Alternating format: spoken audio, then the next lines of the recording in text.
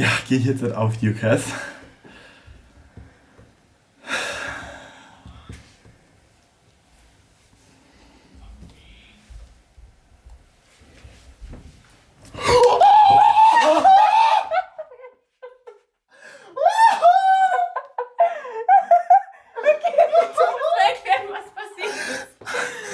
University of Aberdeen has offered you a place for medicine.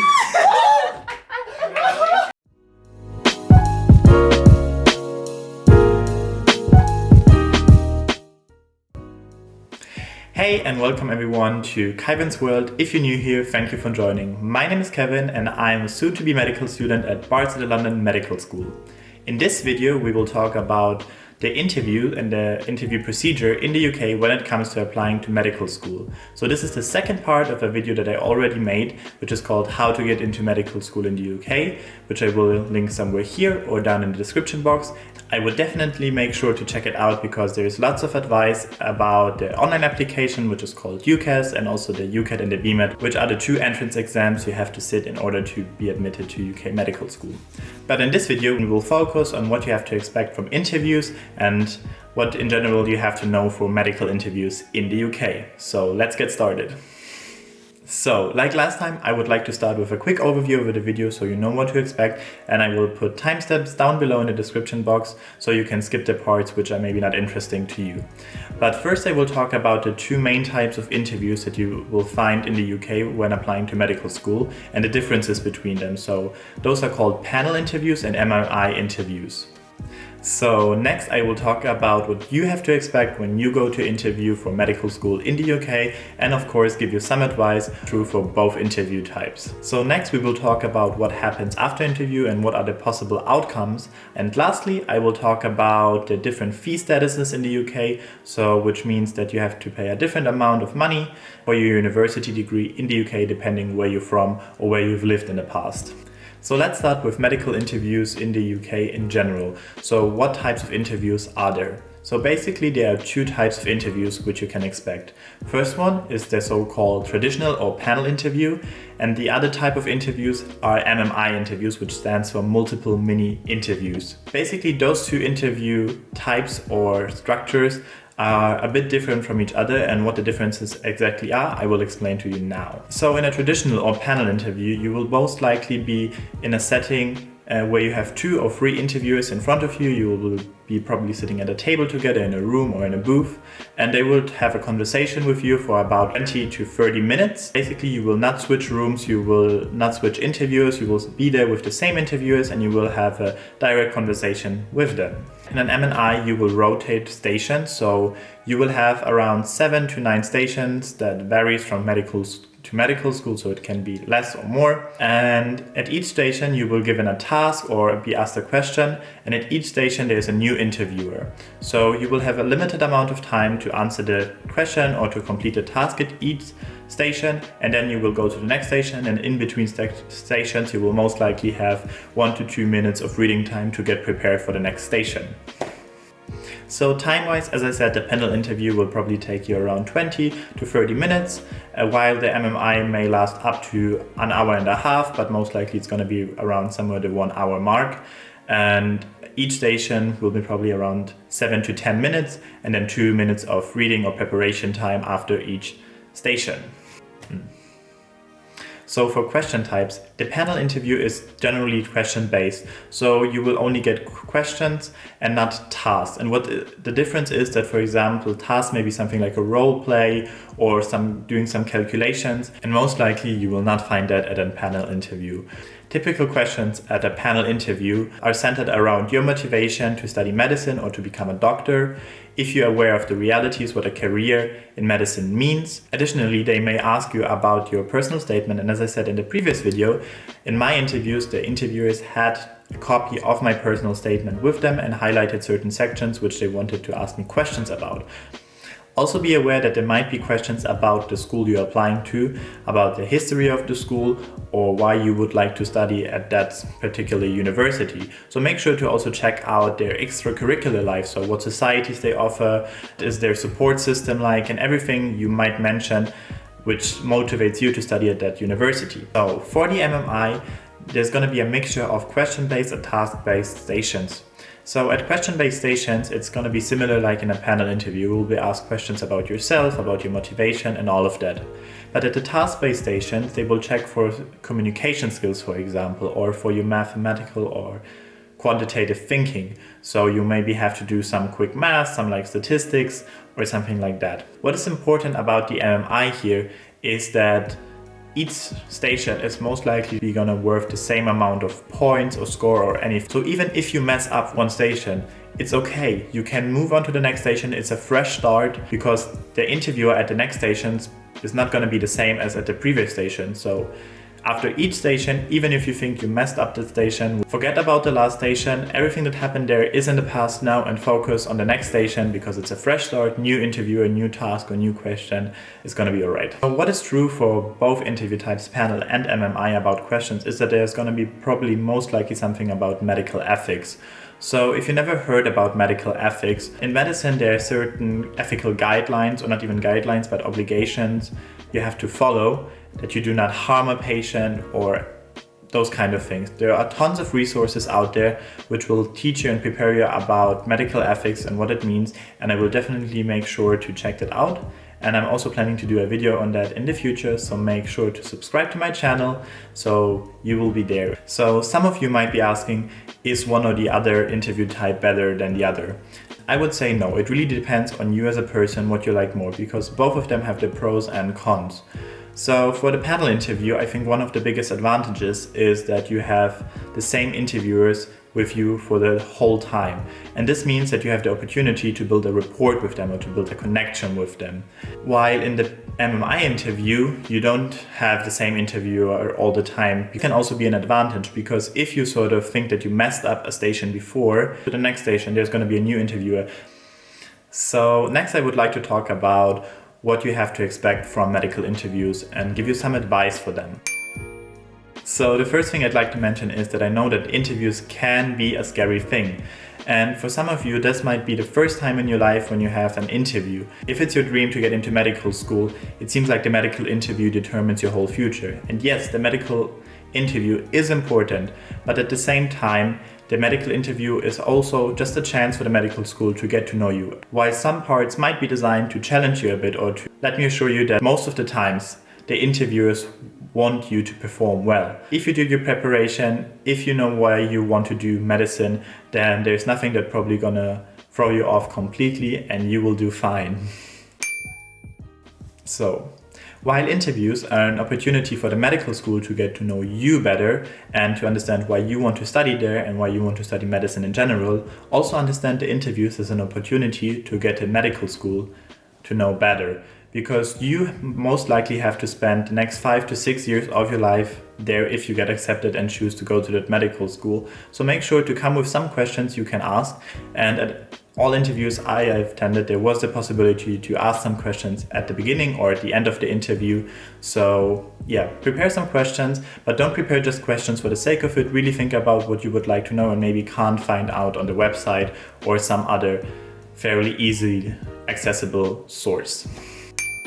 But if you do not prepare to answer this question, even though you have it all in your mind, when it comes up in an interview situation, it might as well be that you're overwhelmed and you suddenly forget everything you had in your head to find out there. But this also means that you shouldn't come with sneakers and a hoodie. Medicine is a professional setting, so this means that also at the interview stage you should already reflect sort of this professional vibe and come dressed appropriately, which is most likely a sort of smart casual style. So what I would like to tell you is dress to impress and look neat when you come to interview. Also, I think it goes without saying, but still be punctual, arrive at least, let's say 20 to 30 minutes earlier, so you save yourself some stress if maybe one of your connecting buses or trains is not on time.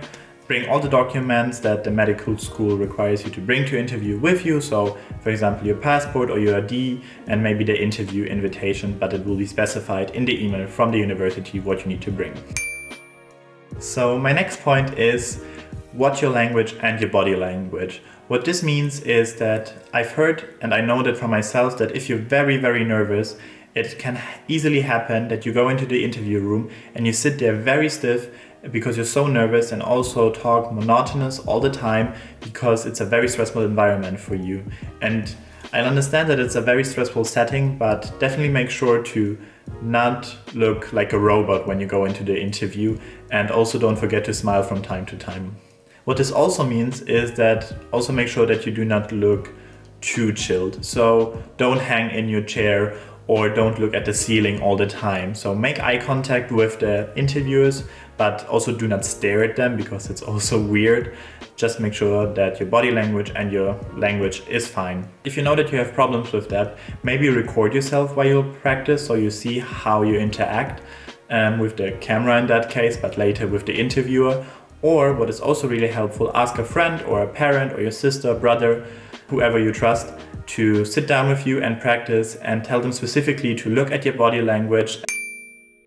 So my next tip, and probably one of the most important, is come prepared. Yes, you can prepare for medical interviews. There are websites out there are books out there, and other resources out there which will tell you some of the most common questions that come up every year. And for those questions, it's a good idea to already think about what you would like to say when this question comes up in an interview. So what this also means is that while it should be prepared, do not learn your answers by heart, because if you learn your answers by heart and just like repeat everything you've learned by heart at the interview, it comes across robotic and rehearsed, and the interviewers will notice. So while you come prepared, your answers still should sound genuine and spontaneous. How you can prepare best for that, I think, is if you take some flashcards, write down the questions on top of the flashcard or on one side of the flashcard, and on the other side you write down some bullet points, what you would like to include in your answer, but you do not write out the whole answer word by word, but just some bullet points. So you have an idea in mind what you would like to say, you have some sort of structure, but it doesn't come across robotic and rehearsed. So what also relates to that is be prepared for the most common questions. So questions like why you want to become a doctor are questions that come up probably every year again and again, and they're important questions for the medical school to ask, but you should definitely be prepared. And I know you know why you want to become a doctor. So my next tip is also regarding answering questions. It is that it is okay to take a few seconds to think and not answer right away. In fact, sometimes it's even better to take a few seconds to think and structure your answer before answering, rather than just shooting your answer out. And let me tell you why. At an interview, it is normal to be nervous. And when we're nervous, we tend to speak very fast and just like think that we have to answer immediately. But what the interviews are really looking for are answers that reflect what you actually want to say, and in a structured manner so they can follow your answer. So even if they ask you questions which you think, okay, I can answer it right away, just take 1 or 2 seconds and think about what you would like to say, how you would like to structure it, and then go and answer the question. And believe me, interviewers will not punish you for taking a few seconds, but if you're really worried, you can also let them know that you take 1 or 2 seconds to think. Because the more you practice, the less likely it's going to be that a question might throw you off.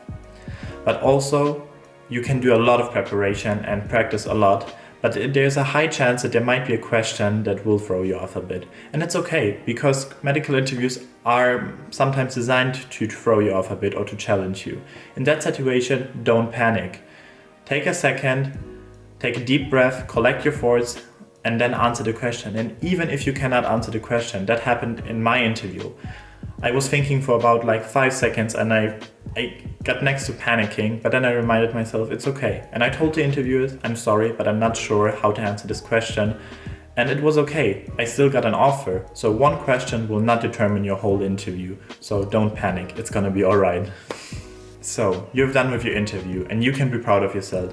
I'm more than sure that you did all you can and you did your best to really show the interviewers that you would like to study medicine and are suitable for a career in medicine. But what happens next? What happens next is, again, waiting. And waiting for a period of time that might seem like it's never ending. I think every applicant goes through this sort of process where they check their emails every 5 minutes, probably every day for like weeks and weeks, and go onto the student room, which is an online forum, and look up if other applicants already got something back.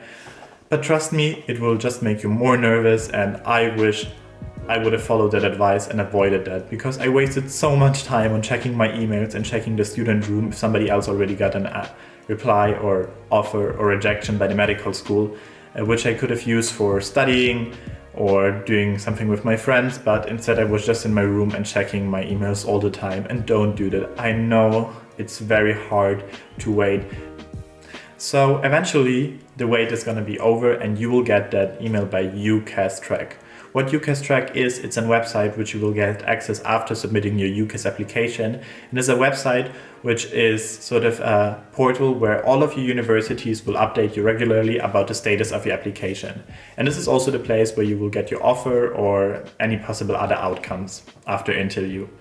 So there's going to be the day where you will just get a pop-up notification on your phone which says there a new email by UCAS Track, and it will say there has been a change to your application status or an update to your application status.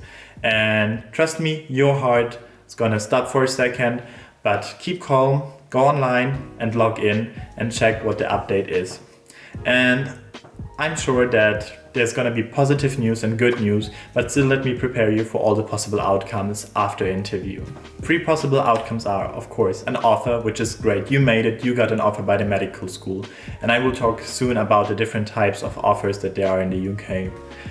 The next sort of outcome might be that you're waitlisted. What waitlisted means is that some universities have a list where they put applicants that were very close on the edge between getting an offer and getting rejected, but they're so close to that edge that they are on a waitlist. And if some applicant or some offer holder decides to give up the offer, there's a chance that you will move up and get an offer later. And then the third category is rejection. And sadly, this means that you did not get an offer by this medical school. So what types of offers are there? So in the UK, we distinguish between a conditional offer and an unconditional offer. And a conditional offer is most likely what you will get when you apply as a school leaver, when you apply with predicted grades. So what this means is that you got an offer, and that's great, but your offer is sort of bound to certain conditions you have to fulfill. Most likely the only real condition about your offer is going to be getting certain grades. And every university has different grade requirements, and some universities have lower or higher grade requirements, but it's going to be all in UCAS Track. So definitely make sure to check out and understand what requirements they have. So this leads us to the unconditional offer, which you will most likely get if you apply with grades that you already have obtained and are not predicted grades. And an unconditional offer just means that this offer is only conditional probably on a health check, but in general it means that your offer or your spot is safe because you already do have the grades that they require you to have. And so that's great news if you get an unconditional offer. So the last bit of this video is the fee status or the different fee statuses in the UK for university. So what this means is that in the UK you pay a different amount of money for your university degree depending where you're from or where you've lived in recent years. So in the UK they basically distinguish between 3 kinds of fee sort of groups. The first one being home students, where UK applicants fall under. Then the next one is EU students. So if you're an EU student, you fall under this category. And up until now, it was the case that EU students pay exactly the same as home students and are also eligible for tuition fee loans. If you're an international student and fall under the category of an international student, so you're not an EU resident or citizen, then you will most likely fall under the international category, which means that you have to pay a lot more for university in the UK, especially for medicine. And from what I've heard, this may be around 30,000 to 50,000 pounds a year for medicine in the UK, which is really, really expensive. But there are some exceptions. For example, even if you're not an EU or UK national, but you've lived in the EU or in the UK long enough, there might be still the chance that you considered a home or an EU student. Also for EU students, it's important to notice that after Brexit, it's unclear how the situation will change. And while this is very unfortunate, there's nothing really we can do about it. So the only thing you have to keep in mind is that even as an EU student, it may get more expensive in the next years after Brexit, and you may lose your eligibility for a student loan in the UK. So make sure to definitely check out the news regularly. So basically we're at the end of this video, and this was the second part of my how to get into UK medical school, where I try to explain everything about the application process, the interview process, and what happens after interview, what are the outcomes. And if you found it helpful, I would really appreciate it if you maybe give that video a like and subscribe to my channel, because I will make more videos in the future about UK medical school application.